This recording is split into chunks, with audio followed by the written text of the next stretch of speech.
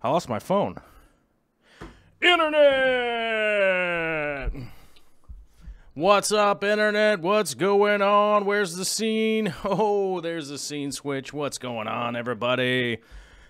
How's everybody doing today? Hope you're having a glorious Monday. Just got off the line with the moderators here, and I was like, wait a minute. For some reason, I thought the show started at 4. So I was kind of messing around. I had my alarm set, and then I was like, wait a minute.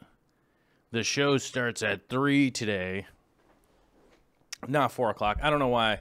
I somehow got it in my head, the old schedule, or my phone did or something. I'm not 100% sure, but yeah, I don't know. Somehow I got swooped around and thought that the show started at 4.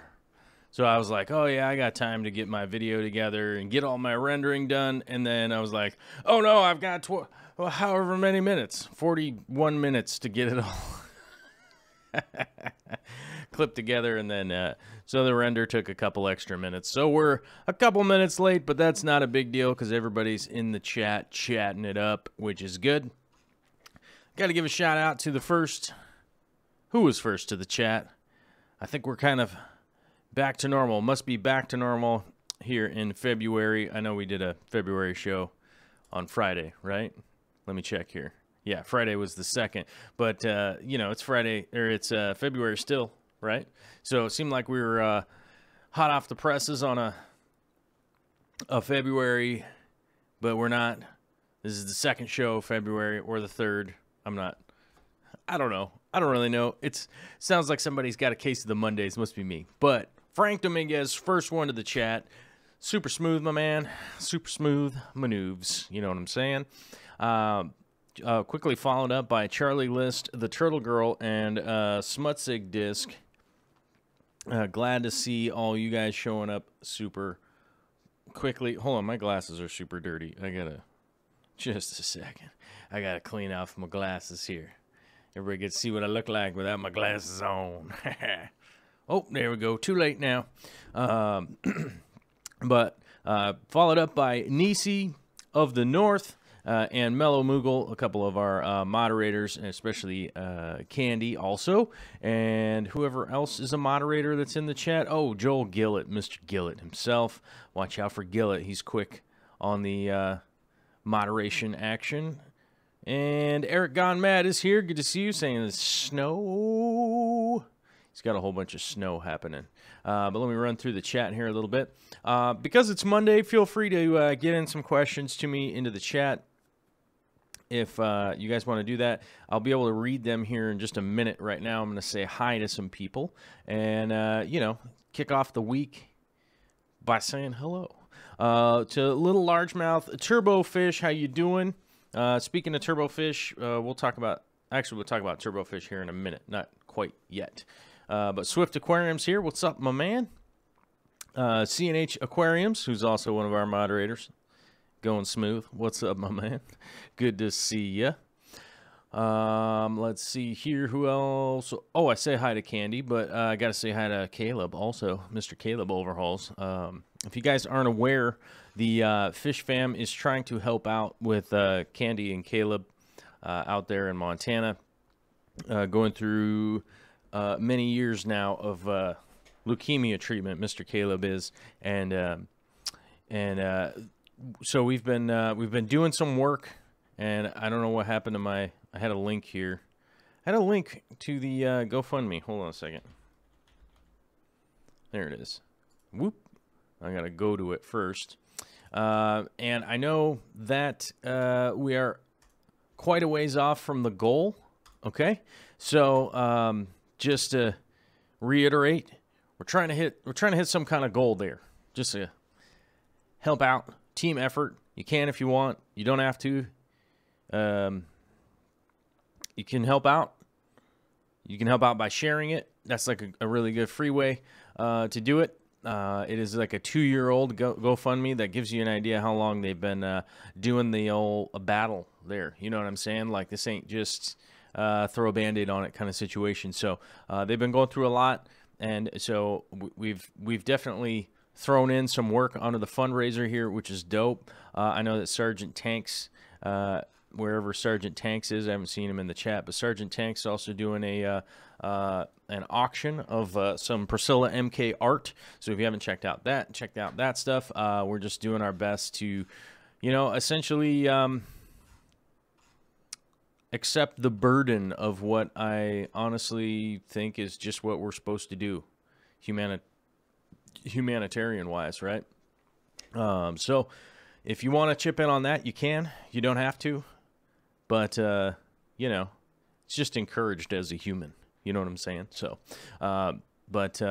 yeah, so hi to Candy and Caleb. And it sounds like Caleb's not here today. He's not logged in. But it's good to hear that he's feeling a little bit better. I saw a post earlier about that.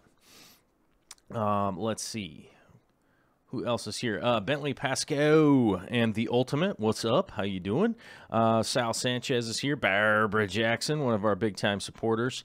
Barbara Jackson, good to see you out on a Monday. It's good to be here.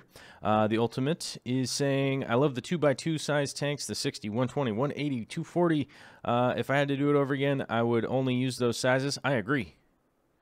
I concur, Doctor. That's exactly the sizes that I would want to be doing all my aquariums too. And I've been slowly acquiring them as much as I can, basically, and just replacing them. You know what I'm saying? Replacing them as much as I can, and going with that 2 foot by 2 foot by whatever size is definitely my favorite. I'm pretty happy with it until I get an opportunity to do a shipping container sized aquarium. I think that's what I'm gonna stick to.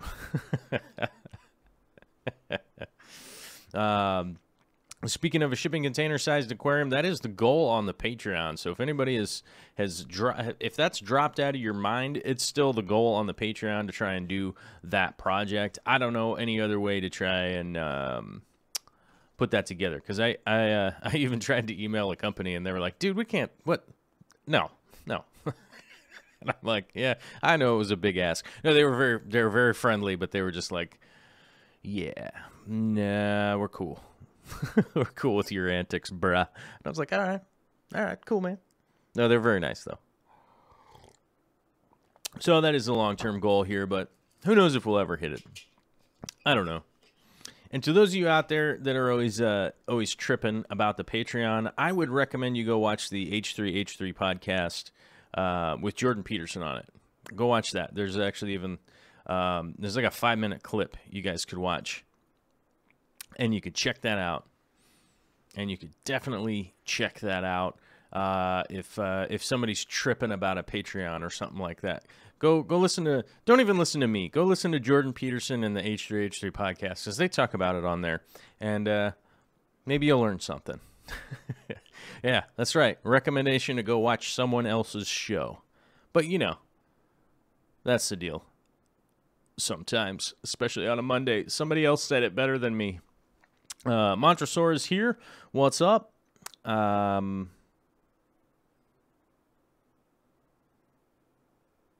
Oh, okay. I'm sorry. I was just reading one of the comments, which is ridiculous.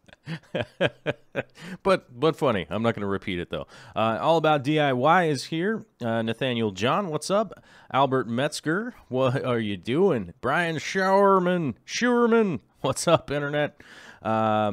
Sammy Hitoyomi. Sammy Hitonimi. I don't know. Sorry, I'm trying. That's a hard one on a Monday. But you got your coffee ready for the show. That's awesome. Debbie Swan is here. Brandon Cox, how you doing? Tripping. Nice. Like it. Jesse Andres. Oh, all right. I dig that name. That's kind of cool. It has like an American and maybe French last name style to it. I like it. Leonie Ballantyne. Nice. There's some like awesome names in the chat here today. Ryan Charlesworth. Like it. BC Fish Room's here. Oh, Ken M.A. M.A. I don't know how to say that one either. Man, you guys got some hard to pronounce names on the fly. All right. But Rob Hicks Aquariums is here. That one's super easy to say. Wushu Jimmy Brown, Tampa Tom, Gaddis Aquatics, Sarah's Little Fish, Morgan Newbie. And by the way, if I say anyone's name wrong, I'm just trying. I'm just trying to say it. I'm not trying to like give anybody a hard time. You know, I'll get better at it.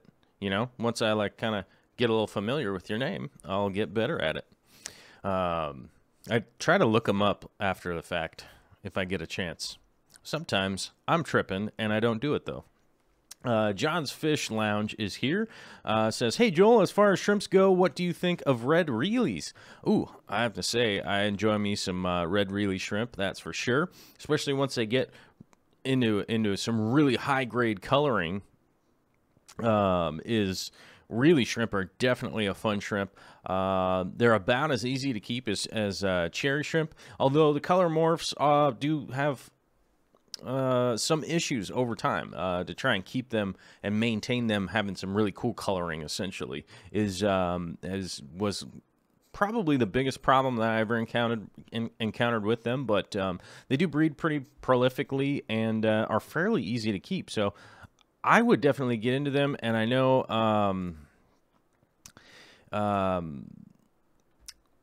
that there's generally a pretty good market for them also, and so if you do get them breeding up and you definitely have good coloring with them, there's like a huge demand for them, so that is that's pretty darn good.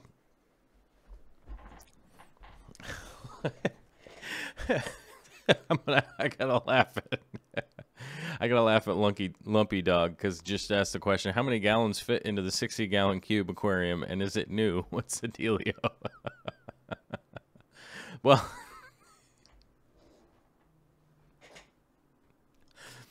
it's 60 gallons, but it's 58.8 gallons fit in there. Actually, yeah, technically the operating level is 58.8 gallons. Plus the Sump is 25 gallons, but it only runs probably 15, probably. So right around the 75-gallon mark, which doesn't mean I can keep everything in there, but leaves a lot of opportunity, realistically. But hopefully that answered a couple of questions about what I think about red Rilis. I think they're pretty fun. They're definitely a fun shrimp, and like I said, there's certainly a market for them if you get them breeding up pretty darn good, or if it's pretty darn good. If you breed them well and they come out at a high grade, there definitely is a market for them. So I would say it's worth it getting into them and checking them out. And if you have an opportunity to get them, I would say just go for it and give them a shot because they're pretty hardy, and you know, their temperature variation is really wide, so they're not super crazy about having to be at a specific temperature. The water parameters are a lot like cherry, so they can kind of fluctuate a little bit. So you don't have to be like super anal about it or anything like that, or doing anything nutty. So yeah, I would go for it. Let's see. BC Fish Room says new Panda Cories and Anubias Nana Petite today. Ah, nice. I like that. Sal says he patronized through the wife's account because it was easier. Oh, thanks. Well, either way works, man. I just want to. I was talking about the Patreon earlier, so I'm noticing that people talking about it in the.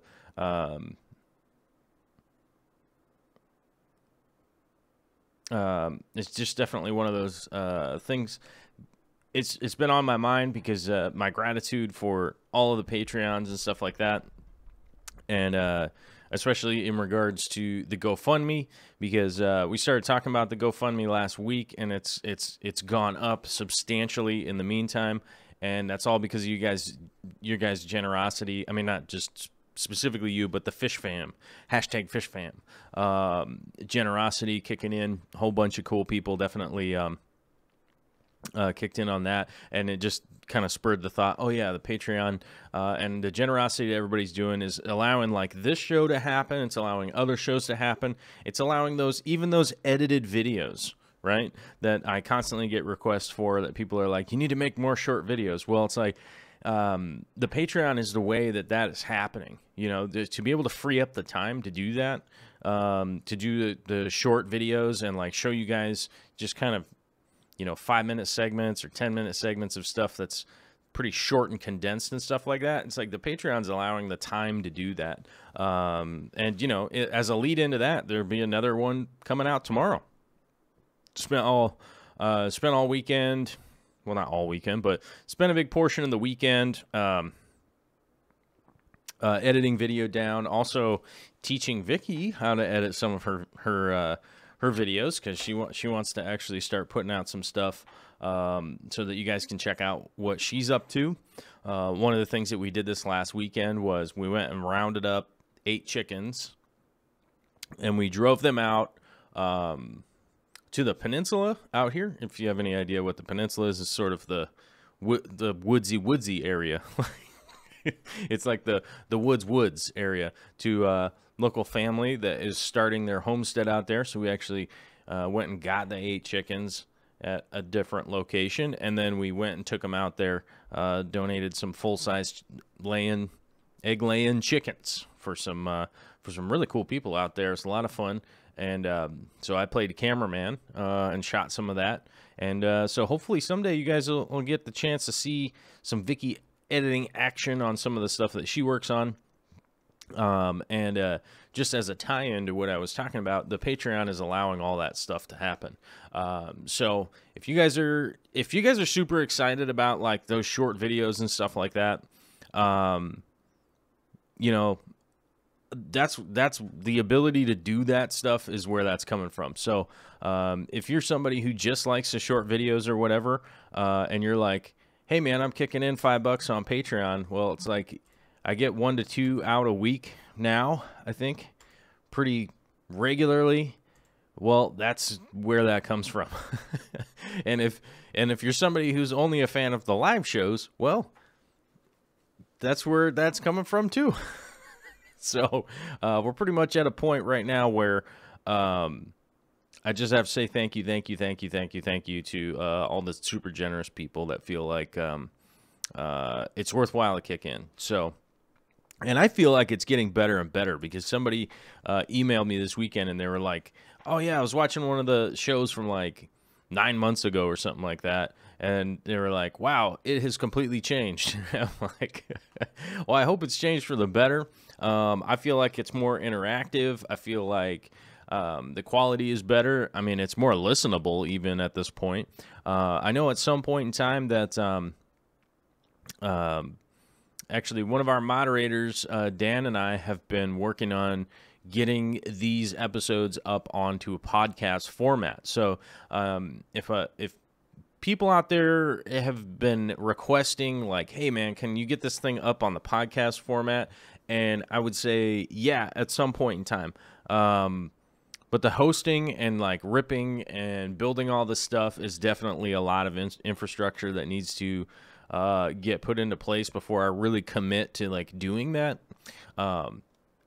In the meantime, I know people like Glass Boxes, who is in the chat, one of our moderators, Mr. Gillett. He has YouTube Red, and that seems to be the best way if you want to like digest this show like a podcast format, because you can like listen to it on your phone without the screen on.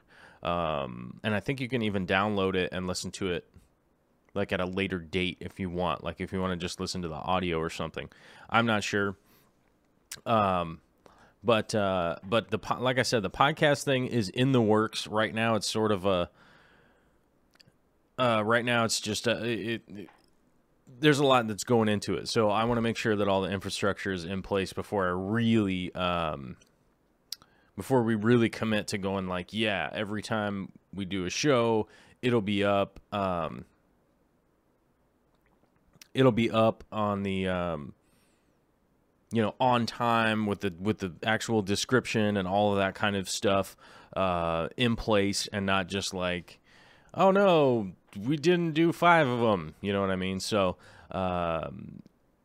that's also one of those things. It's like YouTube hosts all this right now, and it's not free necessarily, but it's pretty close to just doing the legwork. And so, you know, if that makes sense, it's a whole different site. It's all different stuff. You have to pay for the hosting and all that kind of stuff. But I just want to make sure that's all in place before I go like, hey, go check out that podcast, and it's all screwy. You know what I mean? So we'll get there, though. I'm hoping by the end of the month we can have all the episodes up as a podcast thing at Sump.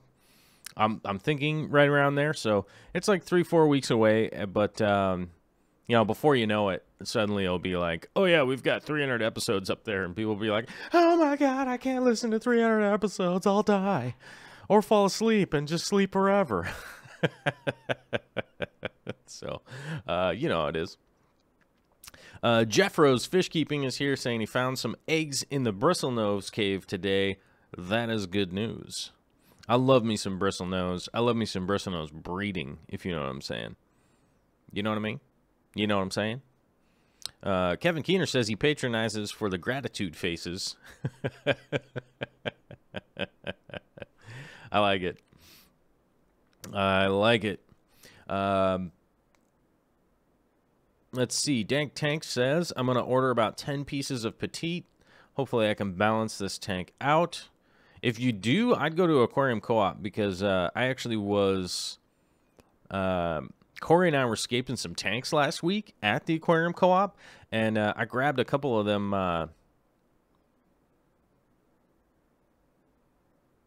a couple of the Nubius Petite, Nana Petites that they had there, and they're dope. So I personally, that's where I would go because the pots were awesome. I literally saw them in person. I was like, oh, look at these. Yes, I must put some of these in the aquarium. And I know at some point in time, Corey and I are going to put out both of those tanks, and then we're gonna need you guys to vote on them. And wait a minute, I see Sashimi Whiskey in the chat, so that means Corey might be lurking. Oh, no, there's Corey. Oh, he's going to ruin it for me. I was going to say, I need all you guys to come vote for me, regardless of whether you think mine is better or not.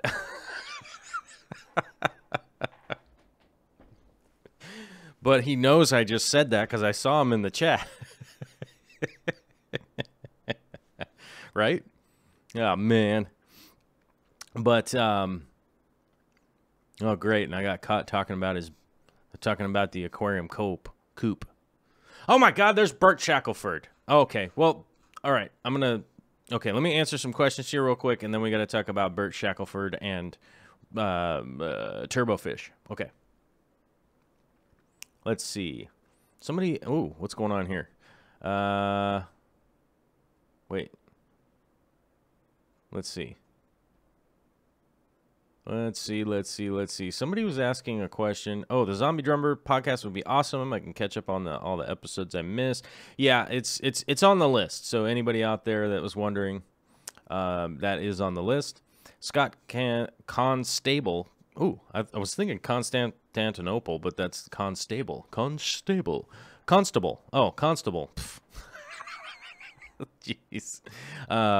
Hey, any advice on a 4x2 horizontal load rates on a DIY stand 5 foot long with no center post due to sump? I would add a temporary center post that actually just fits in there on the lengths. But a 2x4 load on 5 foot, I'm trying to remember, is only rated at, what is it, 400 pounds?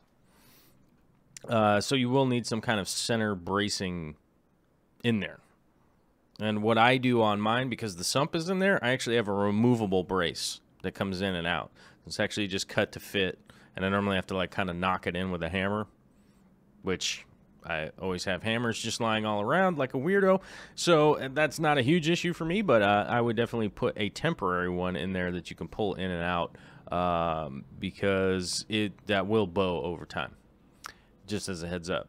Or you can, if you have, you can run 2x4s like this and then a 2x4 in between, and so you can actually run double, what is that, lateral? Yeah, double lateral studs running across so that you can carry more weight, because that'll put you into 1600 range. Yeah. Is that right? 4 times 4 is 16, and then add the zeros on, 1600, I think. Dank Tank says, chickens eating duckweed? Yes, chickens love duckweed. Chickens will always eat all of your duckweed. Aquarium Co-op is here, and in fact, we've been busted. But he says he uses YouTube Red to listen to the show in my car. You can download it for planes as well. Oh, okay, cool. So you can download it for offline listening, which is pretty darn good. In the meantime, that would be the Band-Aid I would recommend. If anybody's like, man, it's just what I really want to do, why don't these guys get to cracking? And I'll be like, well, we're working on it. We're cracking the whip. And we're getting on it. But, you know, we're just working on it. And it'll happen at some point in time. Oh, man. I got such a good question over here. I'm going to hold it, though. I'm going to hold it. I'm going to hold it for Friday's show. Because it's a cool question. But I'll get back to you guys and answer some more of your questions over here. Gary B says, YouTube Red is super nice. You can close your phone and listen to audio. And also you get Google Play, which is all the music as well. Oh, it's only $10 a month. So, yeah. Oh, Brandon Cox says if you subscribe to Google Play, you get YouTube Red. So it goes both ways. Doesn't really matter which one you sign up for. Okay. All right. I didn't know that. Learning. I turn on the show and press the iPhone power button twice. Video goes away, but the audio plays from Schwisky Vision. Oh, all right. I like it. He doesn't want to watch the video. He doesn't care about the video portion. He gets to see my face in person and lose his mind. All right. So let's see. Mellow Moogle says to hit the like button. Oh, man. Do we have to do the hit the like button thing? Do we have to talk about that? I don't know. It has something to do with Skynet and activating Skynet properly, and otherwise they start shooting missiles off or whatever.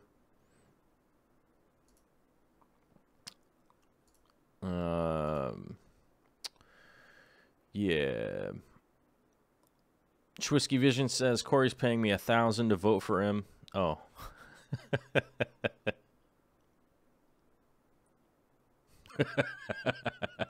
The Aquarium Coop says I'll win because he's got some super brown poopy black waterscape going on. Yeah, but you'll just start talking about the Choco Piz and then everyone will vote for you.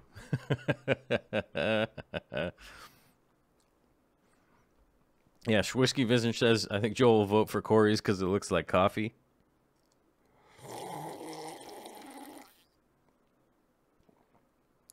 All right. That's always good. Let's see here. Somebody was asking about frozen plants. Who was asking about frozen plants? I wouldn't worry so much. All right, frozen plants are a big issue. I've seen a lot of videos of people getting frozen plants this year, and I'm not going to say who they're getting them from because it doesn't matter. But I wouldn't worry too much about frozen plants. It's not great. Oftentimes the cellular structure gets broken, snapped and popped, as it were, and can cause a problem and end up dying off. But if you've got a root or rhizome still in there, just be patient. Just be patient and babysit them, and also contact the seller and let them know, hey, these plants got frozen. What are you guys going to do? You never really know what the seller is going to do. But oftentimes they'll make it right if you got it from a legit place, you know what I'm saying? So I've always been of the recommendation to ask for replacement plants or something, if that's the case, if that's the deal. That's what I would go for. If I was going to talk to the seller, that's what I would go for. I'd be like, dude, send me more of the plants that I wanted in the first place and hook it up. Make it happen.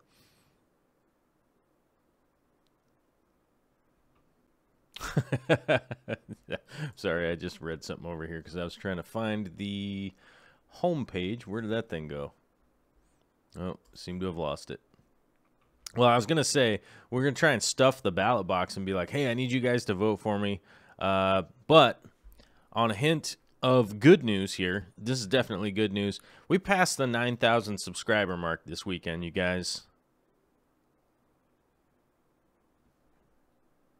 We passed 9,000 subscribers, which means we're only 103,000 subscribers behind the Aquarium Co-op, which I think that puts it right into striking distance. You know what I mean? Like now, I mean, we're like right on his heels. You know what I'm saying? So I'm probably going to need everybody to vote. You know what I mean? I'm probably going to need everybody to vote. You know what I mean? So, but I'm super happy to be at 9,000. How cool is that?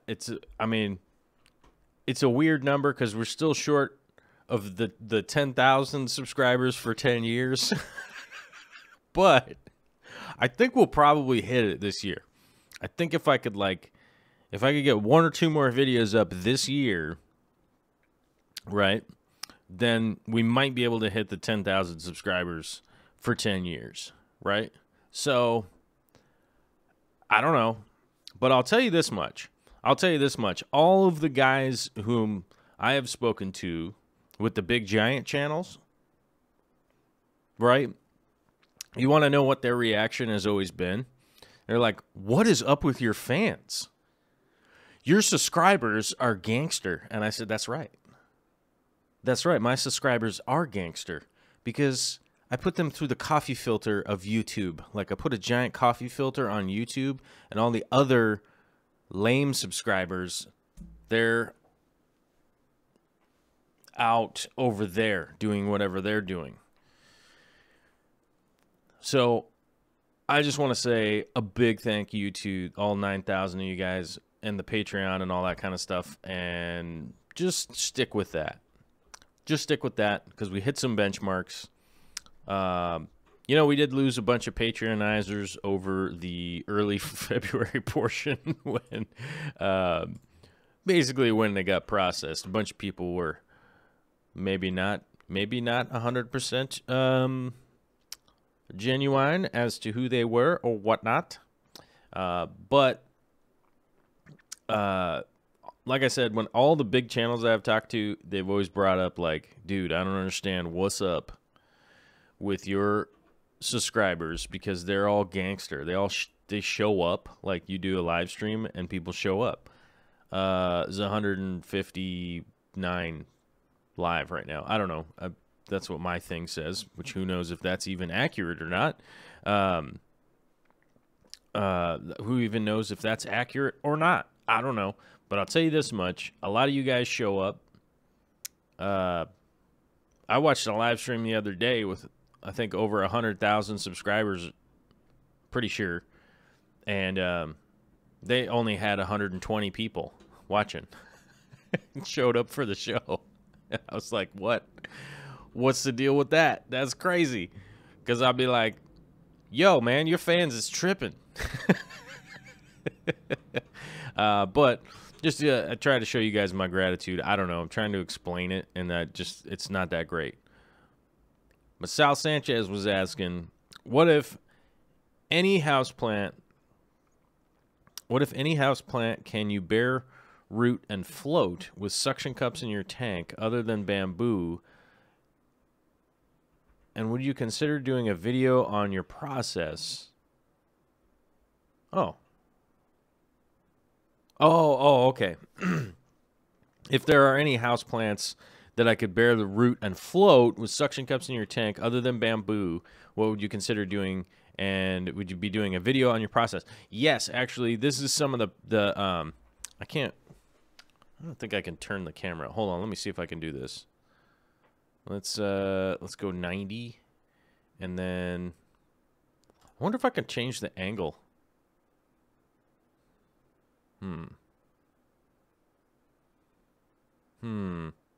I don't think I can. I think I'm going to have to manually try and pan the camera. Check this out. I wonder if I can do it.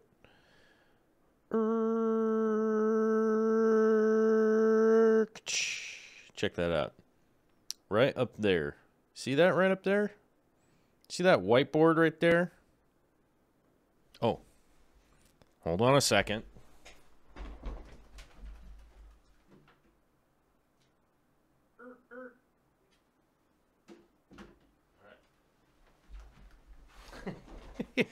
Sorry, I had to go cross out one of those videos because one of those videos is actually coming out. That one that I marked off right at the bottom there, that one's coming out tomorrow morning, you guys. So, but on that list right up there, right? See where my finger is? Can you see it with your eyes? Up on that list up there is actually some of those videos are on that list. I know you probably couldn't read it, but because I have the camera set to right over here, you know, keeping my shiny face. I don't know why I'm so shiny today. It's weird. I did put on some different moisturizer than I normally do, so maybe that has something to do with it, just being extra shiny. But let's go like this. I can make myself less shiny. Check this out. Oh, there we go. Okay, just a little less shiny. But my T-zone, wherever sashimi is, he'll know what I'm talking about. My T-zone is all shiny. But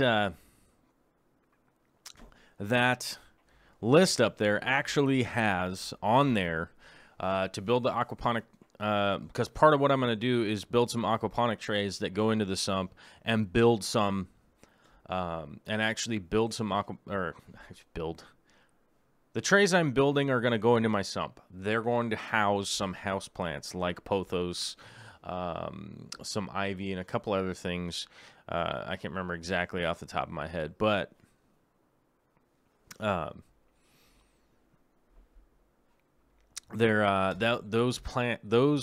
videos are in fact getting to be in the can. They're not. I wouldn't say that's like, oh, check it out, they're coming out this week or anything like that, but they are coming out. They will be coming out, and there will be a how-to. There will be a how-to, how to do all that, and then I'll obviously show you guys which plants I'm going to be putting in there and stuff. But there is a bunch of fun stuff like that coming up, especially with all of the ponds and as Bonsai says, do not know how to say your last name, but Bonsai says Devil's Ivy is sweet looking. Yes, I've actually got some on the shelf right over there. That's actually growing in my studio here, my art studio, my whatever we call this room, Dark Star Arts. But it's still a little bit cold out for the aquaponics videos, so I didn't want to be doing a ton of that yet because it's still like here in Western Washington, it is weirdly warm out. I mean, it's like today is like 50 degrees and so, and it should be freezing out basically overnight. Overnights should be freezing, and it really isn't.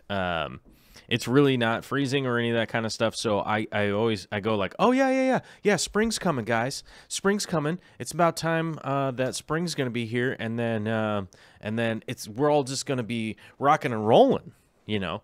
Oh, Benj, like henge, Benj, henge. All right, Bonsai Benj, got it. I just didn't want to. I already mispronounced so many things earlier today. I don't want to mispronounce that too on top of it because it seems like I should know how to say that, right? But there will be a bunch of videos on those, and then because in Western Washington I keep thinking like, oh yeah, it's almost spring, but it's February 5th, so it's 3-4 weeks before I really start doing those videos because the rest of the world is the world. It's not the world. It's summer in Australia right now, but the rest of the United States is still like super frozen and stuff like that. So just in consideration of the audience, it's like, well, I'd like to be doing that kind of stuff so that people can go, oh, let me check out what this weirdo's doing. Oh, cool. Let's schedule that for this weekend. We can start working on some of those projects also. Sweet. And then you could be like, I'm going to grab my sweetheart and we're going to go make some aquaponics stuff in our backyard. And then we'd be like, that's rad because you guys got 2 days off and you'll be able to do that. You know what I mean? But speaking of Mr. Burt Shackelford and Mr. Turbofish, I know Mr. Turbofish uploaded a video today that some of you might be interested in, I would imagine. Because that painting that was back there, that the clown loach painting, arrived at his house today, and it's actually the unboxing video of the painting that was right over there, the clown loach one. Also, Mr. Burt Shackelford, hopefully it has showed up. If it hasn't showed up at his house yet, there should be a painting showing up at his house at some point in time today. Who knows when that happens? If it hasn't showed up there yet, maybe the post office guys are hanging out with it. But I sent them a painting too, and to those of you that follow on Facebook, those are those paintings that I posted some boxes that were going out over the weekend, and people were like, "Where were they going?" I don't know. And they're like, "Day's going over there," and I couldn't tell anybody because they were surprises. Hashtag surprises. You know what I'm saying?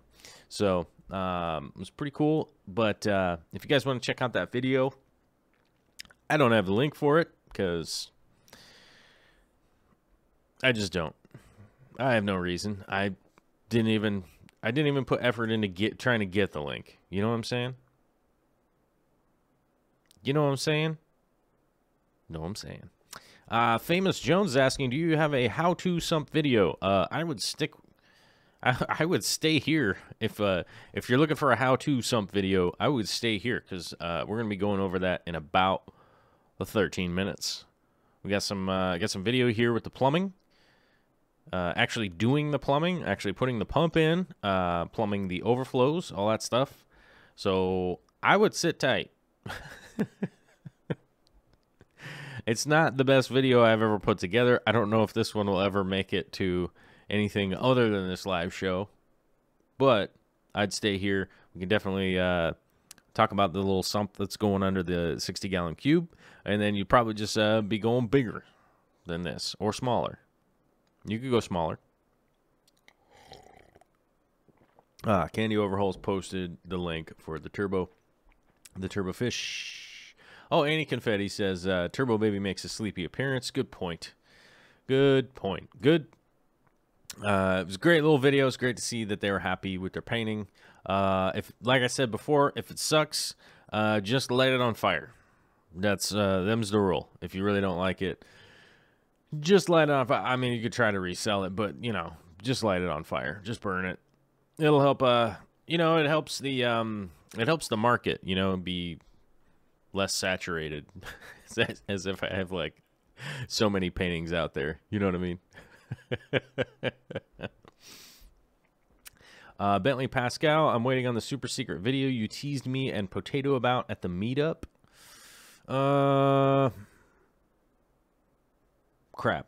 I can't remember. What was it? What was the super secret video? Oh, that's right. Oh, no. I know what the super secret video is. That one's not coming out yet. That one's not coming out yet. That one will come out when the new thing... the new thing that applies to will be coming out. I don't know if somebody will figure that out, I'm sure. But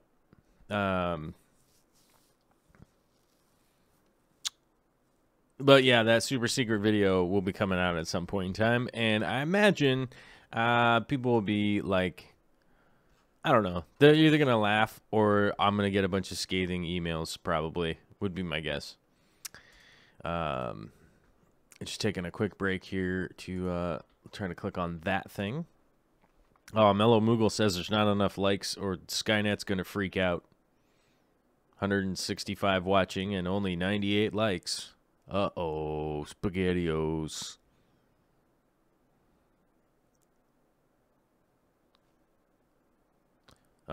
Speak of the devil, we did have a thing that we were going to do, and we tried to do it before, and I think unfortunately we never have enough viewers to even hit the thing that we were going to try to hit. Even when I had Aqua Pros and Rob from Aquaponics and the Aquarium Co-op, we still didn't even combine forces to get enough live viewers to get to that point of the giveaway thing that I was going to do. If we got to 1,000 live viewers, I was going to give away a painting. So that still stands, okay? I think I'm going to put it that still stands. That still stands that if we hit, when we hit 1,000 viewers, I'm going to give away a painting that's that size. 1,000 live viewers, sorry. And it will be to somebody who's in the chat, and it will be I'll write down a number on a piece of paper, and then you guys can guess it, and whoever figures it out, whoever gets it will be the winner.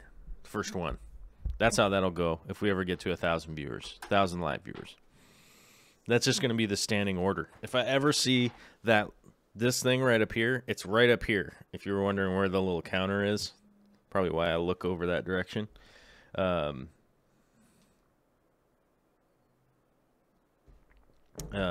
Is I'm looking at the live counter, which happens to be like right here.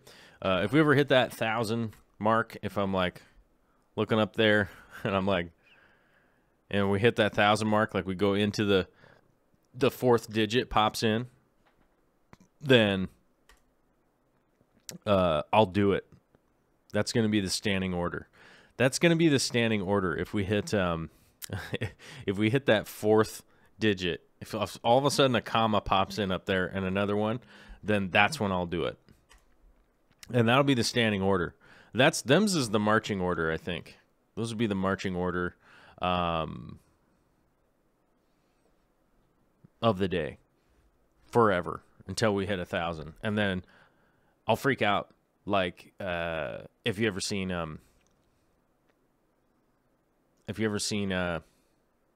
the Pee Wee Herman when they do the word of the day thing and everyone freaks out. It'll be like that. All of a sudden the couch back there will start talking. I don't have a couch back there, but you know what I mean, right? Someday, couch. Oh, Dank Tanks. We just refer to him as the professor.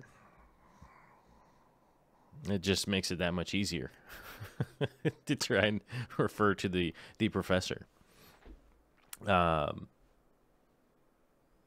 Oh, Sal Sanchez. Oh, yeah, I was going to say I bought a random Powerball ticket and every number had a 5 in it. Oh, yeah. Hey, to the professor, you know, you could always change your handle name. You could shorten it. Just to the scraggly part. Just be Professor Scraggly. That's what I would do, personally. Let's see here. We'll run through the chat, see if we can catch anything up. Bert Shackleford says, still in transit. I'm patiently waiting. My relationship with the post office is a lot like Seinfeld and Newman. They hate me. Okay. So he's still waiting on his painting for the wife. For the wife. You know, trying to get his wife. He'd get something nice for his wife. And so hopefully that's coming pretty soon. But Wet Sleeves is here. Good to see you, my man. Voira says, thanks for your help the other day. Really appreciate it. You're so cool, dude. Oh, I like it when somebody says I'm so cool. I'd have to disagree with it. I'm just a guy trying to do my thing. Just trying to do my thing. As Turbofish and I were saying earlier, just a guy trying to do my thing, trying to stay humble, trying to help people. That's the whole thing. That's the whole reason. Swift Aquarium's asking, anyone excited for the Falcon Heavy launch tomorrow? Yeah. Everyone's excited for rockets being launched off, of course. That's awesome. Yeah. Yeah. Any kind of rockets. Well, not any kind. Never mind. Scratch that.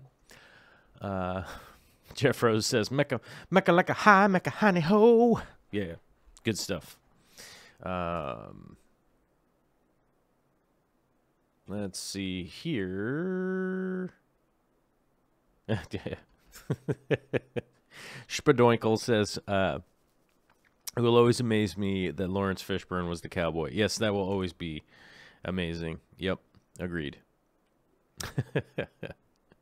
All right. Well, I think it's time to go to the video portion because I'm starting to turn into that guy who's just reading off the chat. All right, so let's go to the video. As you guys know, I acquired the, it's like a 2 foot by 2 foot by 2 foot, 60-gallon cube. It's a fantastically beautiful tank. Is it brand new? No, it's used, slightly used. I did steal it. With air quotes. I didn't actually steal it. I did acquire it from the aquarium coop Corey because he was like, "Hey man, this thing don't fit nowhere," and I'd be like, psh, psh, "I know where that fit." Psh, psh, you know, I was making those noises, and he was like,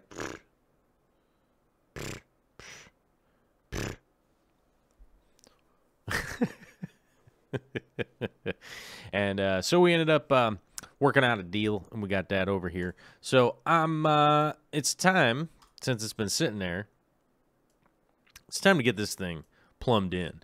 And those of you that are following on Instagram and stuff like that know that this is sort of, well, this is, okay, full disclosure here. This may or may not be what it looks like right this minute.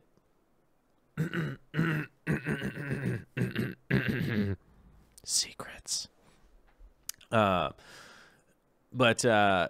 if you were watching on Instagram, this is the layout of the tank, right? But today we needed to get the sump situation figured out. As you guys know, I was planning on doing this last week, but we didn't have the pump. So there it is right there. Little DC pump action with some adapters on it, as you can see as we walk by there. And you can see I'm like super messy right at this point in the video, and I bet you $5 I'm probably super messy throughout this video, and it may or may not be in frame or shot very well. My apologies, but hopefully I'll be able to answer some questions if people are trying to figure it out, if people are trying to understand, and hopefully I can give you a good solid description on things that are going on here. All right. So as you can see, there is 3, count them, 1, 2, 3 pipes coming out of this aquarium. And we're going to pause it real quick while my hand is down there. Anybody notice we got to turn on the whiteboard here, you guys?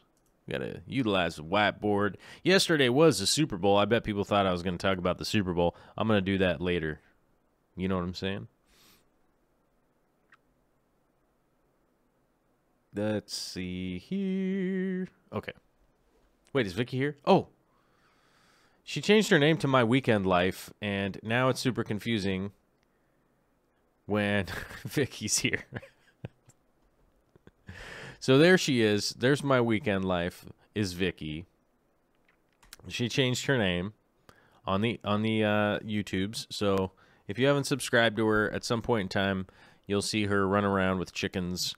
It'd be reminiscent of Skyrim and things of those nature. I love her so much. She's going to an eye appointment right now, and so hopefully everything's fine with the eye appointment. You know what I'm saying? Let's see. Mellow Moogle's already asking a question. Is that blue stuff sealant or adhesive? Is it sealant or adhesive? This blue stuff is actually green. Oh, wait, what's going on with my whiteboard here? My whiteboard's wrong. There we go. I had to move it up to the top. So this right here is PVC glue, man. That's that PVC glue. Which is a... I could really get into it with what PVC glue is, but I'm going to super simplify it, okay? Essentially what PVC glue does, to super simplify it, by the way, anybody out there who's tripping, is that it's going to break down the PVC that you put it on. It's essentially going to melt it, and then it's going to recombine itself. And it's very odd that it actually does move molecules back and forth from the two pieces of PVC that you put together, PVC, ABS, any of that kind of stuff. So it is pretty interesting stuff. It comes in a wide variety of types. This type right here is actually green, which is actually for joints, as in for a transition from either, and I'm just going to use colors here, guys, so you don't get super confused as I'm saying the names of PVC. But if you go from like white to black, black to gray, white to off-white, any of that kind of stuff, the bright green is the type that you use for a transition, essentially from two different types of pipe. So right here where this black and white is, if I was going to glue that, where the black is meeting the white, if I was going to glue that, I would need this green glue from over here. Now, the reason I'm using the green glue on here, because some people are going to go, oh, hey, but you're using green glue on white to white, which is actually Schedule 40 PVC. Why are you using the green glue there? Now, here's the reason why. So the force that's actually going to be hanging off of this line right here is going to be a little bit heavy because it's going to have a little bit of pull on it. As you guys will see throughout the video what I'm talking about, it's going to have a little bit of pull on it because this is the return line from the sump. So it's actually going to have it's going to have water in it all the time. And the green glue actually has a tendency to hold up better in this application than the other glues. So that's why I'm utilizing this glue, because I have to go to a 90 degree, which is right in my hand right here. I have to go to a 90 degree that is going to go up and then return up here, because the pipe from the pump is actually a 1-inch and then it's reduced down to 3/4. So there'll be a little bit of weight on it because it'll be full of water all the time. And, you know, so that's why I'm using the green glue there. And then now I have to deactivate the whiteboard. That is just so inconvenient to deactivate the whiteboard. All right, here we go. Now, as I mentioned, that white pipe right there is actually going to be the return line. So that's where the flow of water is going from the sump down below up into the display tank up above and going all the way up to the little pipe up there and going back up. Now, what are these other two lines? We'll talk about those in just a second as we run through and check the questions real quick. All right, questions in the chat. Bert Shackelford, 33% at a day, 7 or 8. Oh, somebody's answering that. Works 50% of the time, every time. Is that blue stuff? Okay. Jennifer, Candy. Where do you get that sump? Cuz Steve Lacane, we'll get to the sump. We'll get to the actual sump when we get to look at it.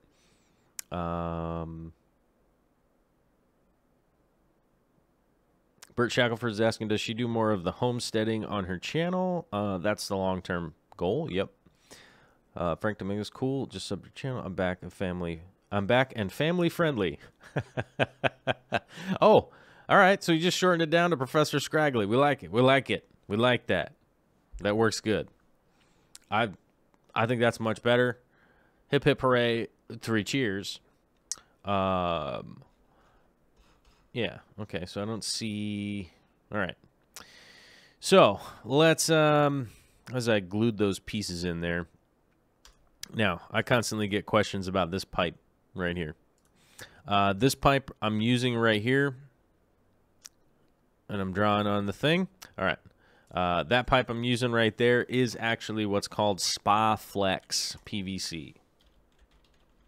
And I'm going to type it into the chat so you guys can check that out if at some point. Now, this Spa Flex PVC is super duper expensive compared to most other PVC, but it is essentially, now I wouldn't call it indestructible, but it essentially is indestructible. Oh my gosh, we have a question here that needs to be answered. Okay. mhow9 is asking, what are you using on the threads? I have heard silicone is good to use on the threads. I don't know who told you silicone is good to use on the threads. That is absolutely inaccurate. Do not ever use silicone on threads. Okay, and let me go back here.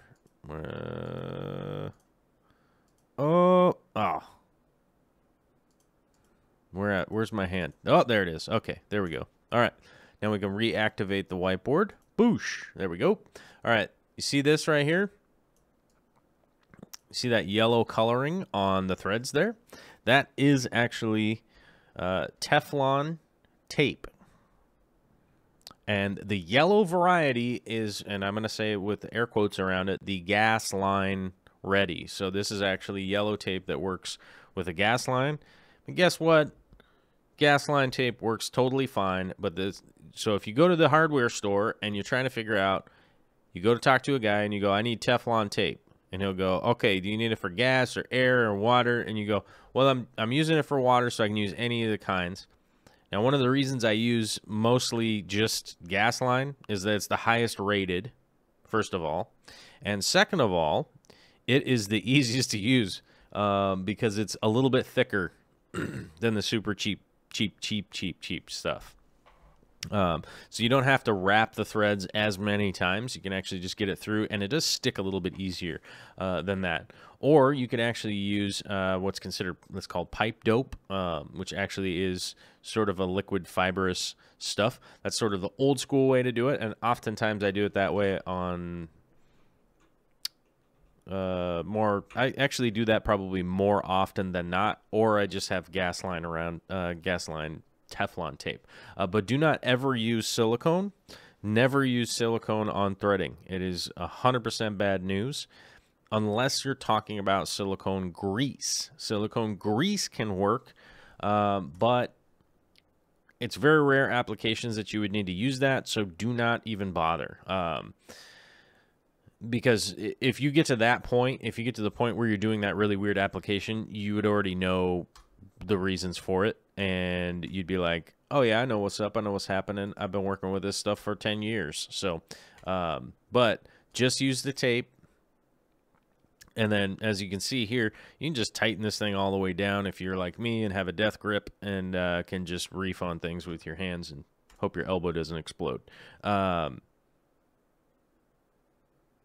Yeah, and anytime that you're putting together any bulkheads or plumbing joinery of any kind, whether it's a bulkhead or anything like that, you do not ever want to use silicone. If you have a leak somewhere, you do not want to use silicone. You do not want to put that in with any kind of compression joint or anything like that. You never want to use silicone in any of these applications, especially in an acrylic application. PVC pipe, nope. You do not want to use silicone or any of that kind of stuff. So keep that in mind, that you want to be using the right glue. As you guys can see, I've transitioned from the green glue to the dark blue glue, which is actually, I think it's called Christie's Super Hot, Red Hot Blue Glue. If you want to be super confused, it's called Christie's Red Hot Blue Glue. So it's red hot blue. It's not red, which is sort of strange. But on the joint there between the Spaflex and the white couple PVC that actually is just screwed in there, right? You want, and let me go right back to that so that we can talk about it for just a second. Let me get to that point where I was pointing. There we go. Yeah, check that out. All right. So, I got to turn the whiteboard back on. Boop. There we go. All right. So this dark blue glue here is the Christie's glue. So that's going from this white PVC that's screwed in to the black ABS bulkhead, right? So the bulkhead is actually the part that's threaded that screws into the hole. You see what I'm saying? Then this part is just threaded in, right, with some of that gas Teflon tape. Then this is Christie's hot blue glue, and then now you can see that this is green and this is blue. So it's actually two different glues for 2 different applications. And one of the big reasons is, see how much weight is hanging off of this one, is why this is actually the green glue instead of the blue glue. Now the blue glue, the reason for that is that I'm actually gluing the Spa Flex, which is one material, to the PVC, which is that white, Schedule 40, and that's what's needed in order to create that joint properly, okay? So that's the reason I'm using those glues, and that's the reason that there are different glues. Yeah. So that's the... Yeah, as Tampa Tom says, that's blue, green, and yellow. Got it. Yeah. So that Teflon tape that we were talking about, let's see, is right there in my hand right now. You see that? It actually is just, and I'm actually probably gonna use it on something here in just a second. Those are essentially the only ones I buy now. Oftentimes I have a bunch of the white Teflon tape lying around because they come packaged in faucets or any of that kind of stuff. And I can't bring myself to just throw them away because they're still useful. And as you can see there, I kind of cheesed down on this thing, and I broke the cover off and part of the base thing, but it just snaps back together. So this, as you can see, I'm using that same Teflon tape. It's the yellow gas variety, right? I know this is probably a lot of new stuff to people, so they're probably just like, "Oh my God, what is happening here?" But once you go to the hardware store and kind of familiarize yourself with some of these parts and things that are going on, it'll actually make a lot more sense to you. So the pump that I got is actually a DC pump, and you can find them. They're like Jibao or whatever. This is the DC 4000, and people have asked me over the years, they're like, I don't understand why you're going with the Jibao pump. Why aren't you using some like bigger, cooler pumps and stuff like that? This is a Jibao. This is a Jibao 4000, whatever the DC 4000 is, which this one puts out 848 gallons an hour at full speed, I think. I think that's what the turnover rate is. I might be wrong. I'd have to look it up. And but I believe it's like 800, maybe 900 gallons. I don't know. I thought it was 848 popped into my head, but maybe that's wrong. I might be wrong. But I do know the step down was 545 maybe. Or maybe I'm just making up those numbers. Who knows? But I do remember this one. Then when I was doing the math, I go, oh, this one will actually do the correct amount of water that I want for it to just be possible to do, which I'm not going to use this thing at full power for this aquarium. It's really not needed. So this aquarium is a 60-gallon aquarium, so the way to do the math is you want to turn over the water between 5 and 10 times the full amount, right? So if we go 60 gallons and we go times 5, right? If we go 6 times 5, what do we come up with? 30, right? We add the zeros on there, which is only 1 in this application. We go 300 gallons per hour up to 600 gallons per hour, right? Because we either want 5 to 10 or somewhere in between there. So we go 300 to 600 gallons per hour is what you're looking for. So anywhere in that range is going to be appropriate. Now, one of the huge advantages to one of the huge advantages to being able to or one of the huge advantages to the DC pumps themselves is that they come with a controller, like straight out the box. They come with a controller straight out the box. As you hit the little plus and minus, you can speed it up and slow it down right out of the box. You don't have to buy a separate controller. You don't need anything fancy. It will just come with it. These DC pumps can be operated outside of an aquarium, but they don't recommend it. They do not recommend these to be run external because a big part of how they're cooled is the water essentially being around it all the time. So you do have a chance of burning one of these pumps out if you are running it external, and the company itself says you can do it, but they don't recommend it. So I would just plan to plumb it like how I'm plumbing it here and just putting it internal. But that's one thing that I always kind of remind people is that, dude, these things come with a controller, so you can just speed them up and slow them down. They just come with it right out the box because it's converting AC to DC, right?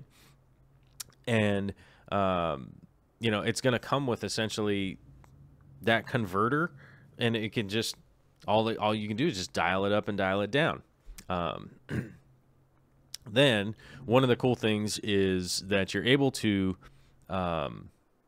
save a lot on electricity on top of it. So this pump right here, which will move the same amount of water as the pump on my 240 gallon. So the pump on my 240 gallon actually uses 80 watts of power, which realistically is not that much. It's pretty darn efficient when you think about it. It's pretty efficient for how much water it's moving. It's moving a lot of water. But when you compare that to the wattage usage of this pump right here, this one only uses 25. This one only uses 25 watts at full speed. Because it's converting AC to DC, it's that much more effective. Now, one of the added benefits of that electric savings is that because I'm running DC pumps, at some point in time, I'm going to be able to wire these DC pump relays into a solar panel that will be running off of a battery bank, and I'll be able to just run a solar panel every day and then go, hey, all of my water movement is coming from solar panel. So at some point in time, we'll be able to do the math on how many pumps are running and be able to buy a solar panel that's accommodating that, and then eliminate the electric bill from anything that's moving water around. Now, here's the problem that I'm having is that our electric bill is pretty low because almost every pump I use are DC pumps already. So I'm not sure how the math's exactly going to work out when we go to do that. Where we go to do that math, I don't know that it's going to look all that fantastic because almost everything I use right now is DC pumps already. But the big savings with a solar panel unit is going to come into play when we have a big pond and we're actually trying to heat the pond just a little bit in order to help maintain a breeding cycle the whole time. So I'll let that video play through. I'm going to answer some of the questions from the chat here and try to jump on some of those.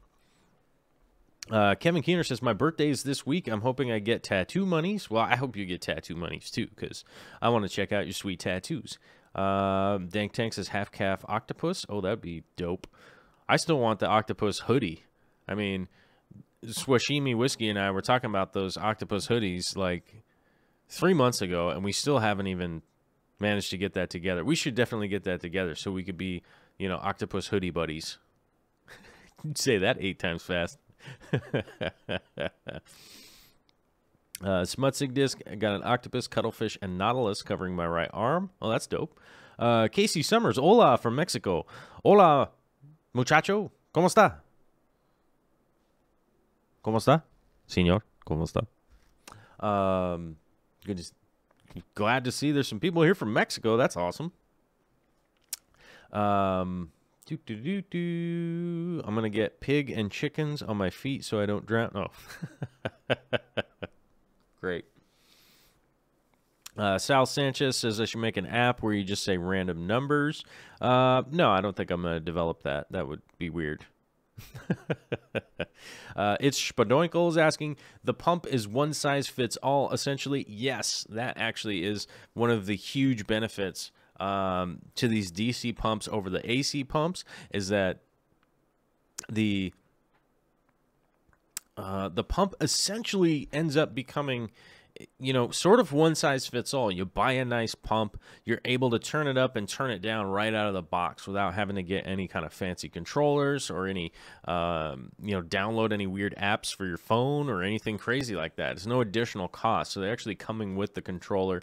So that's one of the really added benefits, I think, of these pumps. Not only that, but plus the added benefit of saving on electric bills. So it's like, not only is it saving you money every month, but it's also saving money on the not having to buy a controller or go buy a bunch of different pumps throughout the years, because you could always use these for other applications. So that's definitely one of the big things that definitely comes along. Hard Cheese says, I run them external, no problem so far. That's cool. Like I said, the company just doesn't recommend them to be run that way. So,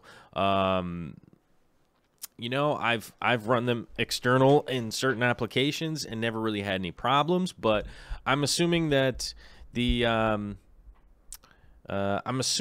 company put that in there as a disclaimer on purpose. You know what I mean? Like, I think they may or may not have had maybe like warranty problems or people just complaining. You know, I don't know. I don't know, but I'm assuming that they took the time to put it in there just to let people know.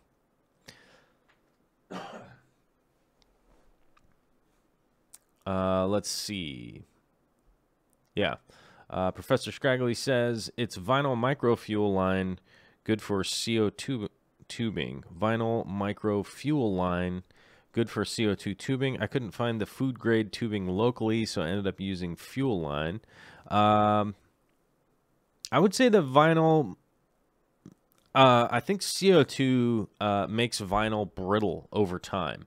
So vinyl line, I think that's one of the big problems with vinyl line over time on CO2. Poly airline, what's it called? I'm trying to remember. Polyethylene airline is the one that you're looking for. Is that right? No. Yeah, polyethylene. Yes. I know that Home Depot carries it. But yeah, I think CO2 breaks down vinyl over time and becomes brittle, and I think it'll leak.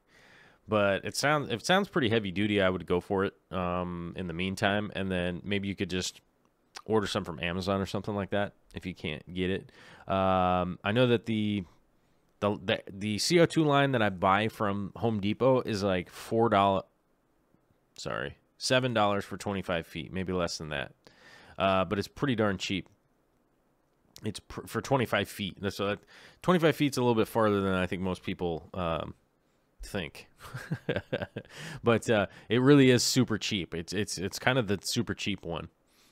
So that's why I would say, like, I would kind of worry about the vinyl over time cracking and stuff, because that was always the problem that I had over the years with the vinyl line.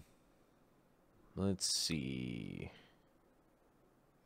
Mellow Moogle is asking, what size is the sump? This sump here is actually a 25-gallon. This is actually a 25-gallon sump. So it's actually pretty simple. I'm actually going to be putting the baffles in, so that'll probably be on Wednesday's show. I'm going to cut and stick some baffles in there. This is only going to have 2 baffles in it. It's a really simple sump. And maybe it might just have 1. I'm going to consider the equipment that I need to go in here, and I think realistically the equipment that needs to go in here is just a filter floss and the CO2 reactor. So I probably won't need a whole bunch of extra jazz in this thing, and I'll just, yeah, so I'm probably only going to do the 1 baffle. Yeah, I think just the 1. Yeah. So, but either way, I'll show you guys how to glue some acrylic, how to cut some acrylic, and those kinds of things, and I'll be popping that in there. Famous Jones is asking, do you put a UV sterilizer in your sump? If so, what wattage?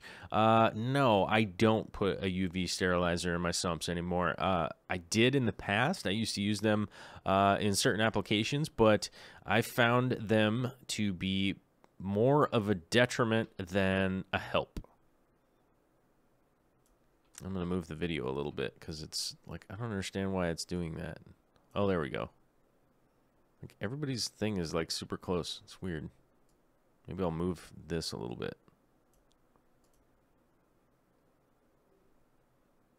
No, that's not working. I don't know. Whatever. I'll fix that later. I'm like during the show. Hey, who's me clicking on stuff?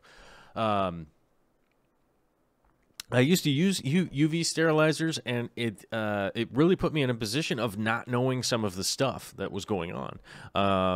Oftentimes, if I do have an algae bloom or green water or something like that, or maybe there's a bacterial bloom and I'm trying to figure out like what's going on with my fish, and they're not really showing it because the UV sterilizer is kind of like sort of keeping them sort of half sick, if that kind of makes sense. I ended up getting rid of them because they just caused more problems, and I was wasting a bunch of electricity just running them all the time. And I did, at one point in time, I lost a whole bunch of fish. I think they were, I'm trying to remember what fish they were.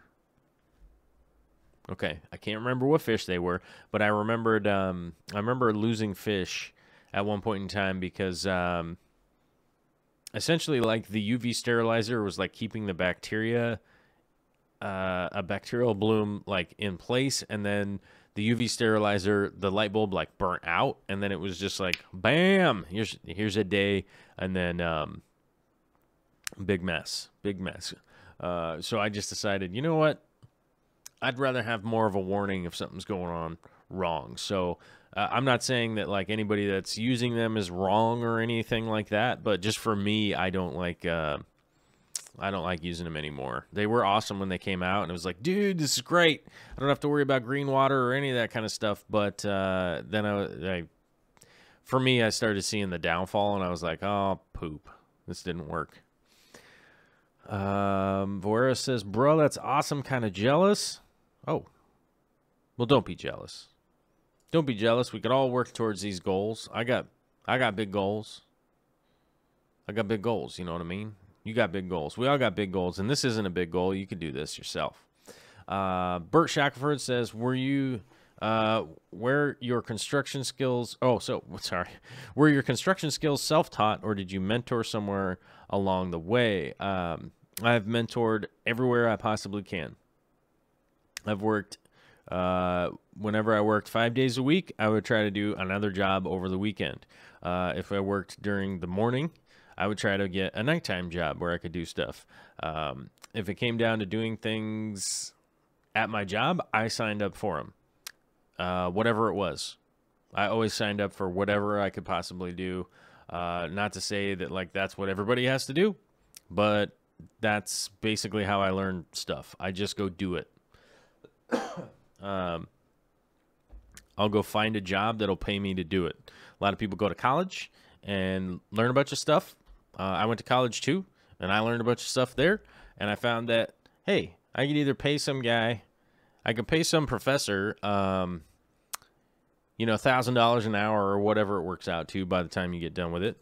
I could pay some professor who's tenured, who can never lose his job, who can never lose anything, regardless of what they do, because I've definitely seen some tenured people abuse that system, and I didn't like it, and I didn't feel like I wanted to continue being a part of that, where I go somewhere and some guy just tells me like it is, a parallel to my life, to what that question is.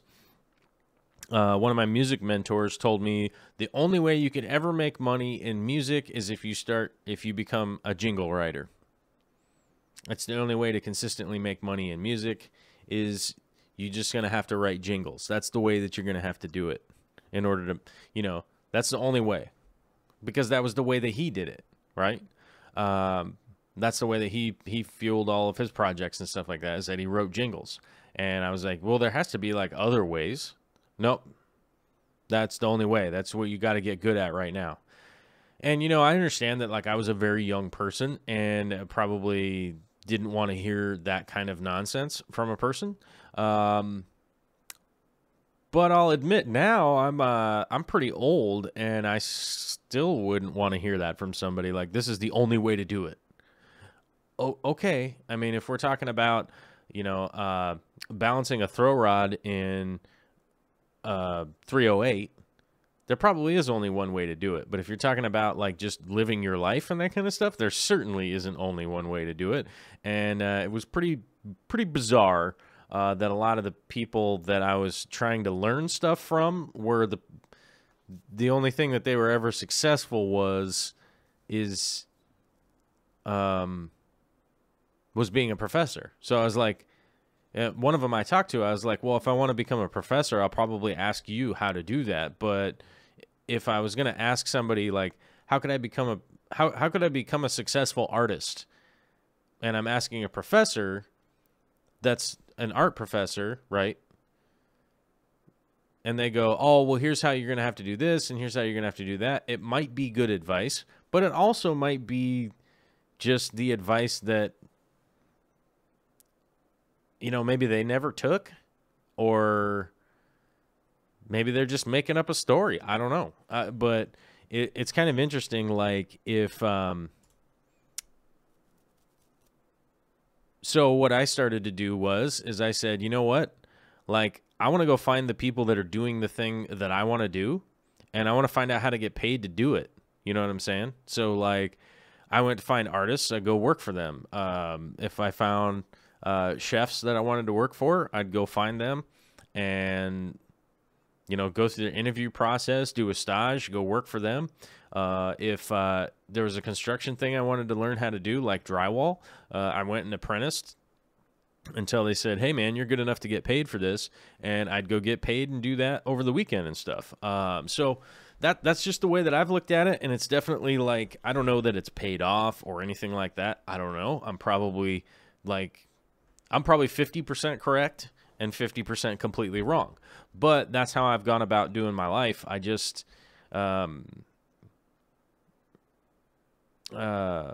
it's just how I've lived my life.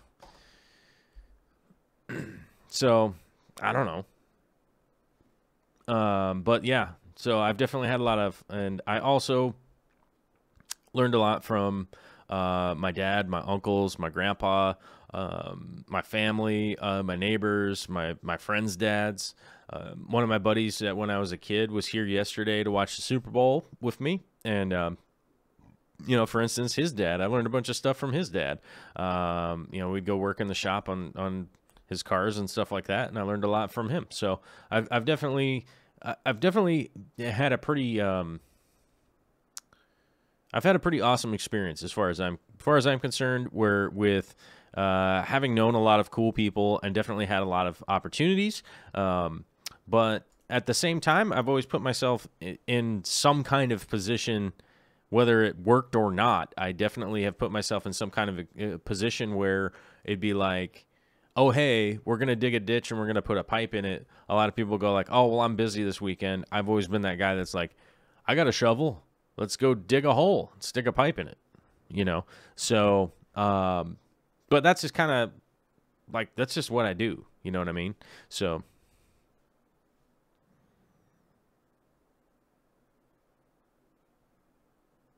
let's see here.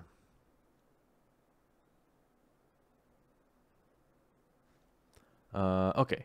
Let's see. Swift Aquarium saying, I'd say the best part about a DC pump is that you can run them at 60 to 80% load for the ultimate quiet pump. Full blast for all these pumps isn't actually the most efficient or quiet.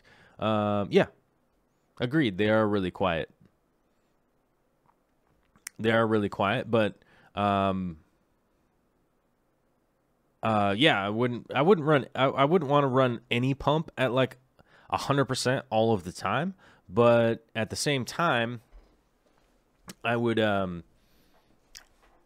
also point out that the AC pumps that I actually have two of them. I have an Iwaki and a oh shoot, I forget the name of I forget the brand of the other one.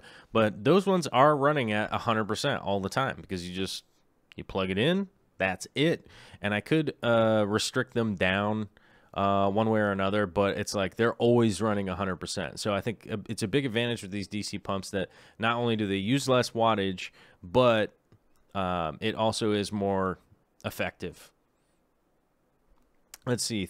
Albert Metzger says, thinking of doing a whole house sump system. What are your thoughts?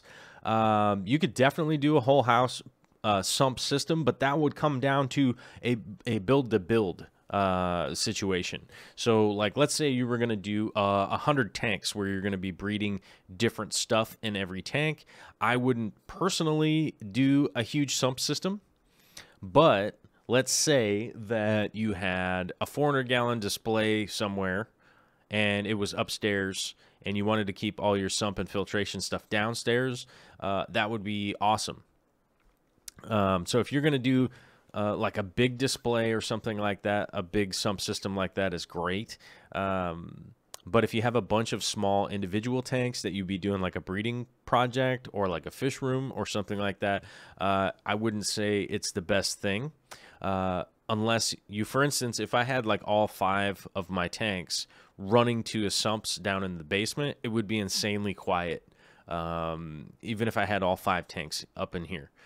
Somewhere in all the separate rooms, I could run all the pipes up and down and have everything run that way. And that would be pretty amazing to do, but I would have to still keep them all separate if I was going to have, you know, different water, different, oh shoot, what happened? My brain fart.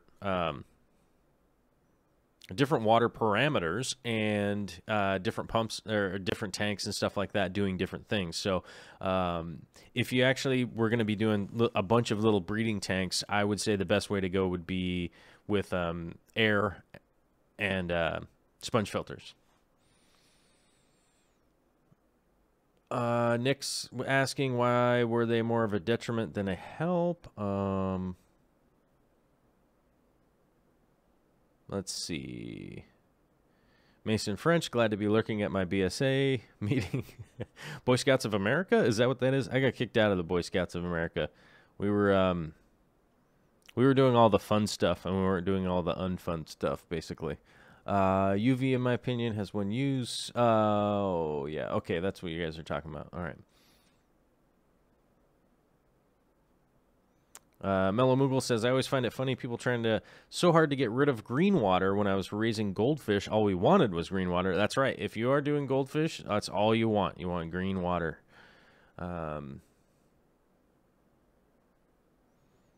Bonsai says, maybe the volume of water matters with UV. Ponds with large bioloads may have better results. Yeah, that's true. Ponds are kind of a different story with the UV sterilizers, mainly because they have to deal with the sun all the time. They have to deal with the full sun blasting into them more often than not, and it helps just kind of keep the algae down just enough to get it to a point where you don't have a bunch of green water in your pond, which is kind of a nightmare if you're trying to figure out what's going on in your pond. JH Aquatics is here. What's up? Made it late dinner. Nice. It's good to be here. Good to see you, brother. I didn't see an update on the Fish Fam news. Was there a new one? I didn't get a notification.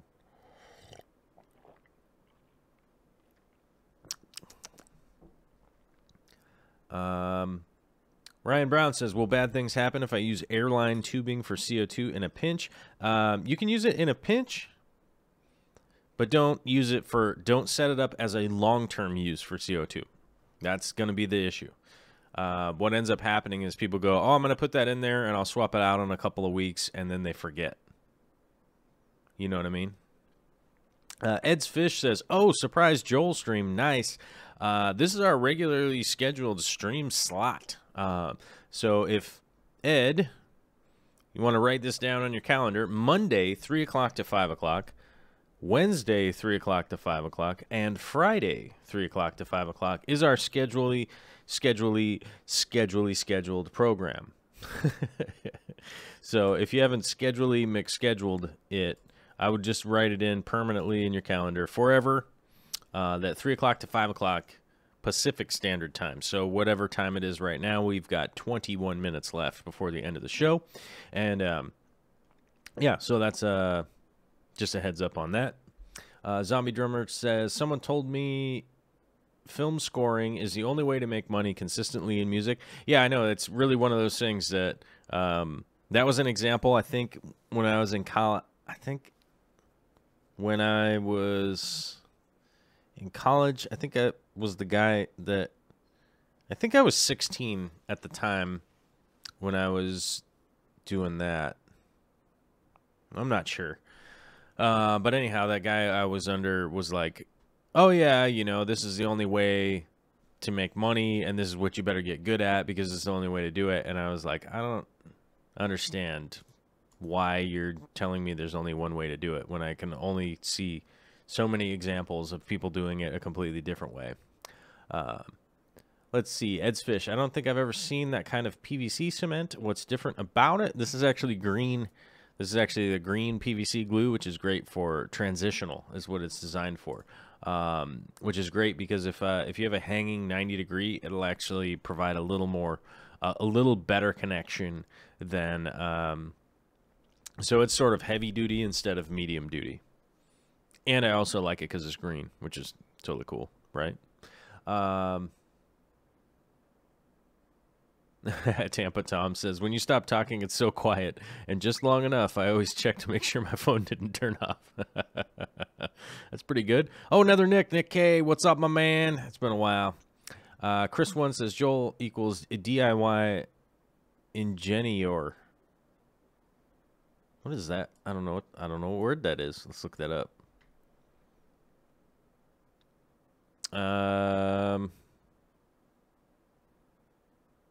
I'm guessing it's... Is it German for engineer? Oh, no, it's, maybe it's French for engineer. No, that's German. Nope. Let me see. Let's see what the options are. Norwegian. Oh, it's Norwegian for engineer. All right. Whew, we learned something today. That's Norwegian for engineer. All right. Nice. Dig it. Loops LA's, are you also doing a closed loop with that tank for more flow? No. No, this actually, so the three lines that come there is one, the return line that comes from the sump up into the tank, and then one is the main. So this is what's called, if you guys want to look it up, it's called a Herbie overflow. It's a Herbie style overflow, which is actually two pipes. One of them will actually is like a primary standpipe, which is the, actually in this setup, let's pause it real quick. All right. Let's turn on the whiteboard real quick. So this is the return, is this one right here with the green glue on it. This is the emergency pipe, right? So in case water is going up into here, right? Going up into the tank, and then this one right here is the down pipe that is a short standpipe with a strainer on it, right? That has a siphon. So it's going to be a siphon flow, right? This is going to be the siphon. And if for any reason, like, let's just say a bunch of turbo snails get caught going down here, right? And this gets clogged up. Let's say it gets full of Java moss. It's full of Java moss, gets clogged up right here. Now, this thing is still pumping water up into the top of the tank, right? This one's still pumping water up. Uh-oh. And then there's no water coming back down. Well, that's what this pipe is for. So this standpipe is set from 1.5 inches from the top of the tank. In case the water gets too full, the whole tank gets full, we have an extra water line that will send water back down in the meantime. So this is the up, is this one, right? Then these both are down. And hopefully that explains what's going on there. All right. hopefully we answered that. So no closed loop in this one, although in my reef tank, the 180-gallon reef tank that I have, that one actually has the bulkheads in it to do a closed loop at some point in time, and I could definitely get on that at some point in time. Somebody was asking, I missed it earlier, who it was, but somebody was asking if I'm going to get in on the PUBG mayhem. Let's see, Bob Steenfot, Sashimi Whiskey, I think Corey from Aquarium Co-op. I know DIY Aqua Pros, and the Aqua Pros, the Shakespeare of the aquariums, and Rob from Flip Aquatics, and somebody else. I think there's a couple other people, and hopefully I'm not forgetting anybody, and hopefully they don't get offended that I forgot about their video gaming. As much as there is a ton of appeal, right? As much as there's a ton of appeal for me to sit around and play some video games and shoot guns off at people and run around and hopefully not die, I've got way too many projects, and one of them is like doing this show right here. Would I love to be able to fit it in? Sure, it would be super fun to do. But I don't think it's really like an effective use of my time. And I don't really have any space in my schedule to go, all right, let me just do this for 3 hours a day, you know? And I like it. I like that they like it. I like that they're having a great time. I used to be a gamer when I was younger. Like, I can probably still play video games really well. Do I enjoy it? Yeah. I think I enjoy it. I think it's a lot of fun, but I just think at this point in my life, I just don't have time for it. I just really don't. You know, that's realistically going to be the big problem. I just don't have time for it. And I don't think I have time for any more live streams because, you know, between doing the Real Fish Talk and doing this show, I feel like this show is probably going to keep growing into more and more stuff. You know, I know there's a lot of people out there that are way into the aquaponics like I am. I'm going to be building a bunch of greenhouses this year. We're going to be doing a bunch of big-time projects coming up as time goes on. And I don't think that there's a spot for the video games in there. You know, it's really one of those things. I understand that there are a lot of people out there that are really successful about doing it. And like I said before, do I think it's a lot of fun? Yeah, but for me, I don't know where I would fit it in. I don't understand where I would fit it in realistically. It would cut into Vicky and I's time, and I don't think that that's just no. You know what I mean? So, but I'd love to do it. It'd be fun. But I just don't have time. I certainly don't have time to set up another YouTube channel and start broadcasting on that, you know. So, you know, but here's the thing is that, like, somebody might go, like, we really want you to do that. And, like, somebody could easily go, oh, hey, I'm going to super chat, you know, like, I don't know. I think there are people out there that have gotten all sorts of super chats so that they would go play video games or whatever. And I'm not requesting this, so keep that in mind. But I know a lot of people out there have been, like, sponsored to, like, go play video games or whatever. I know Bob the other day was like, oh, I'll keep live streaming if people keep super chatting. And I know a bunch of people super chatted him. So he's like, okay, I'll keep going. But, you know, I'm pretty well, like, scheduled into what's going on. And so it's kind of one of those things, like, if those guys really wanted me to play video games, like, sure, go over to the Patreon and just let everybody know that we'll cut into the regular show and we'll no longer talk about, like, shrimp breeding or fish tanks or any of that kind of stuff for the last hour because we'll just play video games instead. I don't know. Is that, like, kind of a weird way to think about it? But I just feel like that's the pragmatic way to do it.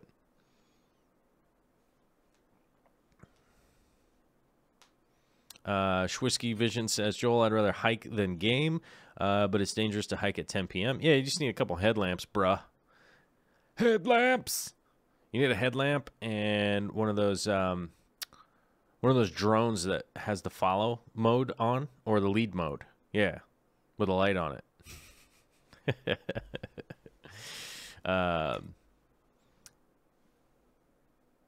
So Stephanie Blundell saying, what video games do you play? I don't play any right now. I don't. Not at all.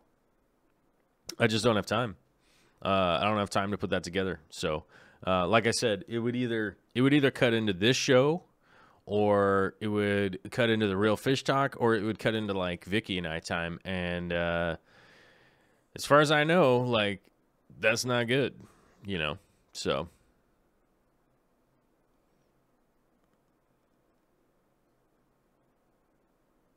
Let's see, night vision goggles for the Schwisky.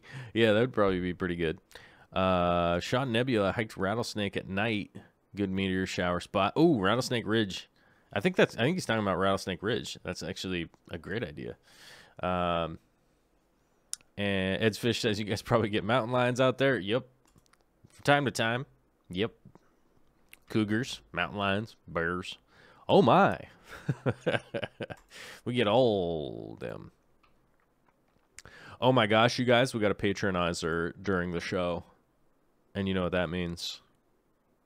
Oh wait. Got 2 patronizers today. From Ray Crulia and William Markham Parrish. Oh, William Markham Parrish.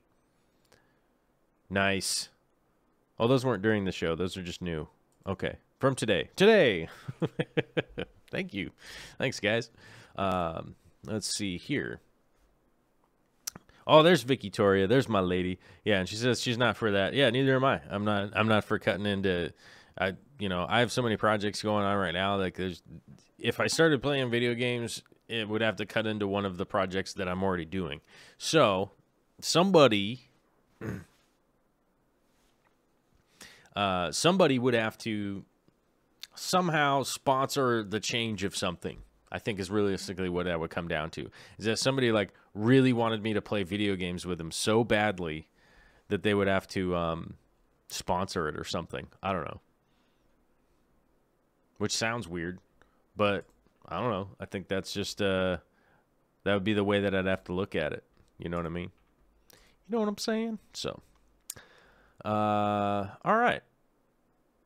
Well, we're coming up on the end of the show. I think we answered a bunch of questions. I think we looked at some plumbing. We talked about some paintings. Did we talk about that painting? That painting is going to be for a guy who, well, you know, he's going to be for a guy that, what's the word we're looking for here? I don't know. I'm not going to say who it's for. No, I'm not going to say who it's for. But you'll find out someday who it's for. And y'all can just speculate, I guess. But then again, it might end up being for sale. Who knows? Barbara Jackson says, Joel, you're probably too good of a driver for PUBG. That's probably right. Yeah, it's a good point.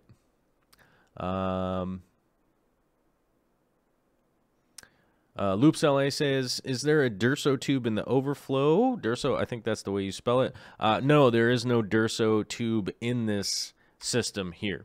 So I actually am going to run a small bubbler in the sump on this one to get a little bit of air action mixing in for my my anaerobic bacteria, right? Or sorry, not anaerobic, aerobic. Did I say anaerobic? Aerobic bacteria to have a little better place to be growing. Sorry, I dropped something on the ground that needs to not be dropped on the ground. I picked that up. Little SD cards. Those little SD cards are like gold, you know what I'm saying? So, This one doesn't actually have a Durso. This one actually will have just a straight siphon running all the time, and that will be the jammy on that 60-gallon. So I think I got most of the questions. I'm not sure if we had really any other questions from the day, but this is normally the part where I would say thanks to all the super chatters, but we didn't get any today, so, well, thanks for all the patronizers for the support, and thanks for all the regular old people showing up on the Monday. I know that a lot of people out there, let's do the Super Bowl talk. It's going to be pretty quick. It'll only last probably about 30 seconds, so don't freak out on me if you don't like football. Congratulations to the Philadelphia Eagles. They did a fantastic job. I hadn't expected the offense from the Patriots, to be honest with you. The Eagles' defense is awesome possum, and I didn't expect the Patriots to be able to have all that offense. I thought it was going to be super one-sided game, so I'm happy to say that it wasn't a one-sided game. It was pretty fun. Commercials were pretty good. I'd give the commercials like an 8. Like an 8. I wouldn't say there was anything that was like, oh my God, that was the craziest commercial ever. Justin Timberlake was admirable as always. He did a fantastic job. I think like through the halftime show, I actually said out loud, he's got so many hits because they just kept playing they did his songs the whole halftime show, and I was like, wait, this is a Justin Timberlake song too.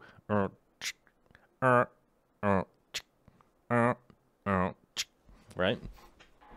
So it was fun. I had a couple of friends over. I had my buddy B-Rad and Tiffany came over, and we just watched the game. We had some tomatillo salsa, some delicious stuff. Schwisky Vision says, Justin Timberlake is my man crush, bro. I would agree with you on that. I 100% agree with you on that. He's my man crush, too. Ever since he was doing the Saturday Night Live, bring it on down to whatever, bring it on down to Tofuville, bring it on down to Veggieville, and all that.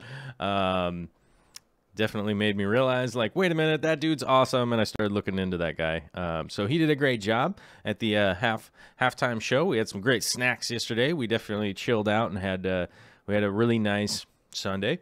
We edited some of Vicky's new My Weekend Life video, which I don't know when that stuff will be going up. Probably a while from now, I would guess, because we still got a lot of editing to do and a lot of learning. A lot of learnings. We got a lot of learnings to learn, right? So that'll be pretty fun. Mellow Moogle says, if you have any additional questions, please check out the Patreon community page or email me at joel@darkstararts.com. I know I've gotten some criticism from some people that are like, I don't understand why you have the Patreon. Well, one of the big things about the Patreon is that there is a community page there. So if you do post something up on there, and let me check here real quick so I don't accidentally misquote. We have 270 Fish Fam Patreonizers, Fish Fam style Patreonizers on the Patreon who post up on the community page there, like Travis Boyett, who's posting up some of his ram's horns and some of his bumblebee gobies. Morgan Newby showing off the setup, which is actually, I'm kind of envious of that whole setup. You get the big screen and the planted tank. I'm not allowed to have any planted tanks in the house here. This house is too old. We can't have none of that. We can't have none of that. You know what I'm saying?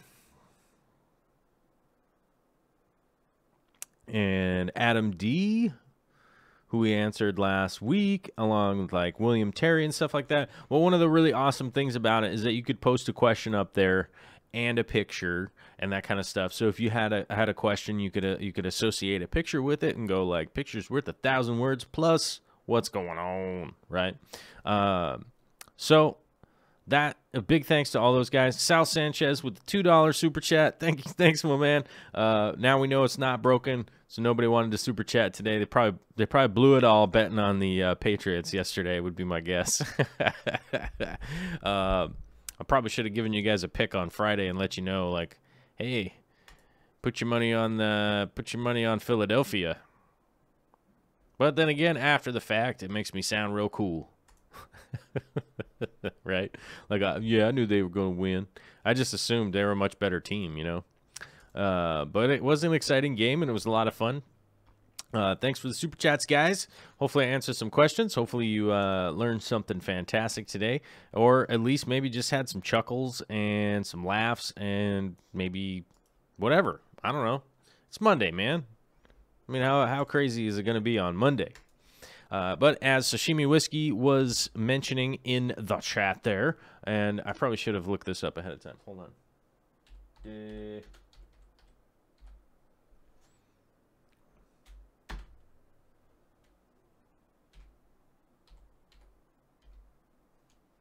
Let's see. I'm trying to look it up here. What's tomorrow's event?